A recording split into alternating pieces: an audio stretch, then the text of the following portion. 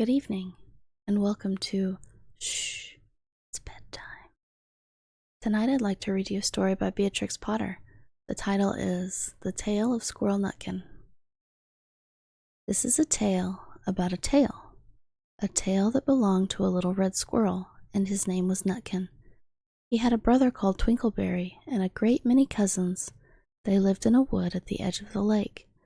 In the middle of the lake there is an island covered with trees and nut bushes, and amongst those trees stands a hollow oak tree, which is the house of an owl who is called Old Brown. One autumn, when the nuts were ripe and the leaves on the hazel bushes were golden and green, Nutkin and Twinkleberry and all the other little squirrels came out of the wood and down to the edge of the lake. They made little rafts out of twigs, and they paddled away over the water to Owl Island to gather nuts. Each squirrel had a little sack and a large oar, and spread out his tail for a sail.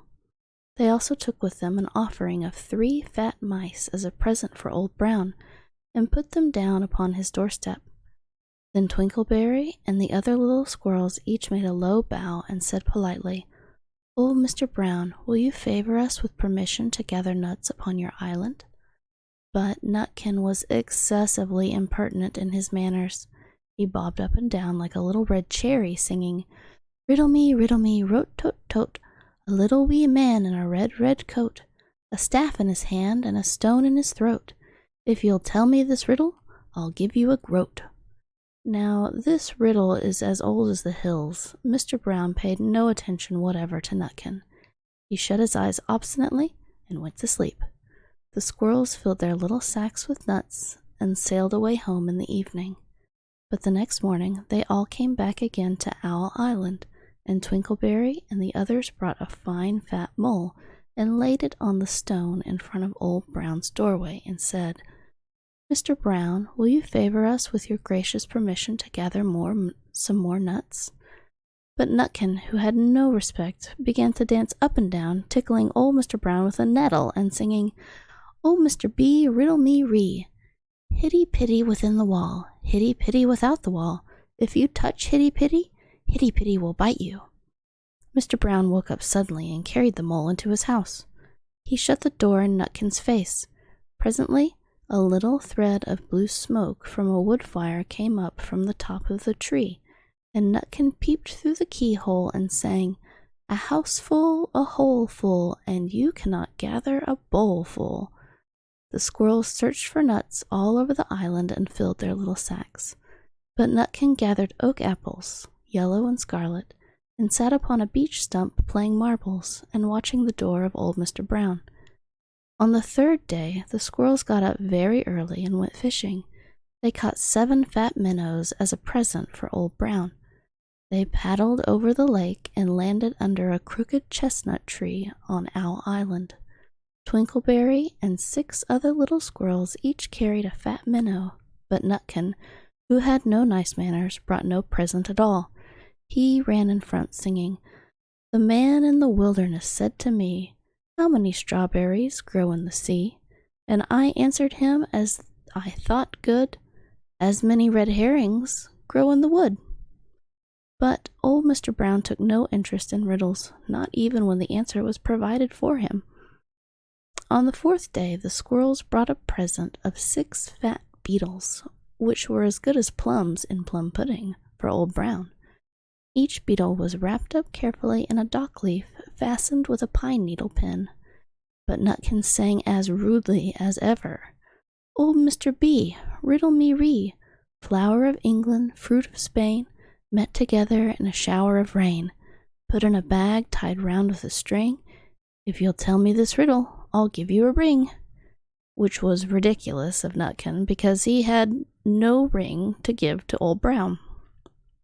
The other squirrels hunted up and down the nut bushes, but Nutkin gathered robin's pin cushions off of briar bush and stuck them full of pine needle pins. On the 5th day, the squirrels brought a present of wild honey. It was so sweet and sticky that they licked their fingers as they put it down upon the stone. They had stolen it out of a bumblebee's nest on the tippity top of a hill. But Nutkin skipped up and down, singing, hum-a-bum, buzz, buzz, hum-a-bum, buzz. As I went over Tipple-tine, I met a flock of bonny swine, some yellow-nacked, some yellow-backed. They were the very bonniest swine that ever went over the Tipple-tine. Old Mr. Brown turned up his eyes in disgust at the impertinence of Nutkin, but he ate up the honey. The squirrels filled their little sacks with nuts, but Nutkin sat upon a big flat rock and played ninepins with a crab apple and green fir cones. On the 6th day, which was a Saturday, the squirrels came again for the last time. They brought a new-laid egg in the little rush basket as a last parting present for Old Brown, but Nutkin ran in front laughing and shouting, Humpty Dumpty lies in the beck with a white counterpane round his neck. 40 doctors and 40 wrights cannot put Humpty Dumpty to rights. Now old Mr. Brown took an interest in eggs. He opened one eye and shut it again, but still he did not speak. Nutkin became more and more impertinent.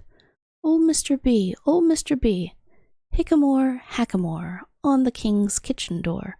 All the king's horses and all the king's men couldn't drive hickamore, hackamore off the king's kitchen door.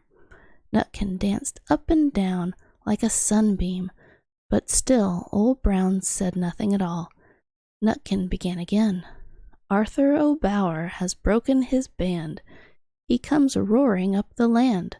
The King of Scots, with all his power, cannot turn Arthur of the Bower. Nutkin made a whirring noise to sound like the wind, and he took a running jump through the air onto the head of Old Brown. Then, all at once, there was a flutterment and a scufflement and a loud squeak. The other squirrels scuttled away into the bushes. When they came back, very cautiously peeping round the tree, there was Old Brown sitting on his doorstep, quite still, with his eyes closed, as if nothing had happened. But Nutkin was in his waistcoat pocket. This looks like the end of the story, but it isn't. Old Brown carried Nutkin into his house and held him up by the tail, intending to skin him, but Nutkin pulled so very hard that his tail broke in two, and he dashed up the staircase and escaped out the attic window. And to this day, if you meet Nutkin up a tree and ask him a riddle, he will throw sticks at you and stamp his feet and scold and shout, "Cuck-cuck-cuck-cuck-cuck-cuck-cuck." The end. I hope you enjoyed that. Thanks so much for watching. Have a good evening.